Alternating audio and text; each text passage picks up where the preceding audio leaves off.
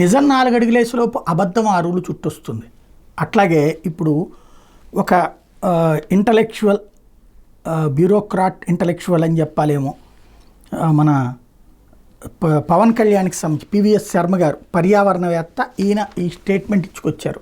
అయితే ఆయన పేరుతో వచ్చింది ఆయన ఇచ్చారా లేదా తెలియదు, ఎందుకంటే నేను సోషల్ మీడియాలో ఎక్కువగా ఉండను, నా జస్ట్ పోస్టులన్నీ అది వేరేగా చేస్తుంటారు.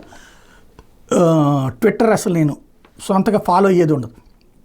ఇది శర్మ గారి పేరుతో వచ్చింది ఏంటంటే బీజేపీ జనసేనలో జనసేన బీజేపీలోకి మెర్జర్ కాబోతోంది, త్వరలో సంక్రాంతి తర్వాత ఆ పని జరగబోతోంది, ఇది బీజేపీ సోర్సెస్ చెప్పినాయి అంటూ మెన్షన్ చేసుకొచ్చారు.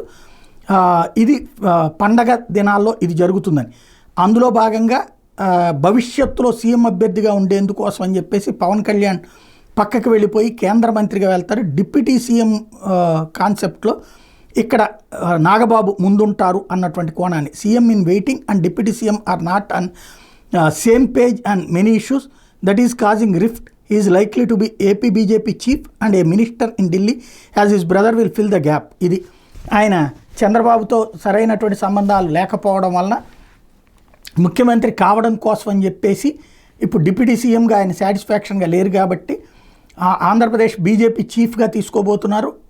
ఇది అందుకని నాగబాబు ఆ ప్లేస్ని ఆక్యుపై చేస్తారన్నటువంటి కోణాన్ని ప్రొజెక్ట్ చేసుకొచ్చారు. వాస్తవంగా నాకు తెలిసి అంటే కనీస మాత్రపు ఆలోచన, అంటే ఈయన పెద్ద ఆయన మేధావి, పర్యావరణవేత్త, ఐఏఎస్, మాజీ ఐఏఎస్గా చేసినటువంటి ఆయన.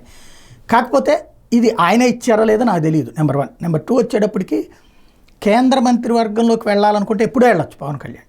ఇంకొకటి, రాష్ట్రంలో నేర్చుకోవాలనుకుంటున్నారు, తెలుసుకోవాలనుకుంటున్నారు, అనుభవం ఉన్నటువంటి నాయకుడిగా జనం ముందు ఉండాలనుకుంటున్నారు. అదే ఆయన వ్యూహం. భవిష్యత్తులో చంద్రబాబు అనుభవాన్ని దగ్గర నుంచి నేర్చుకున్నాడు అని ఒక పాజిటివ్ థింగ్, జగన్తో పోల్చుకుంటే పవన్ కళ్యాణ్ బెటర్ అన్నటువంటి కాన్సెప్ట్ని చెప్పాలన్నదే ఆయన ఉద్దేశం.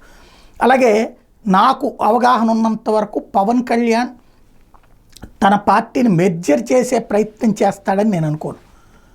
మరి ఇక్కడైతే ఆయన ఆ ట్వీట్ చేయడం అన్నటువంటిది సంచలనం.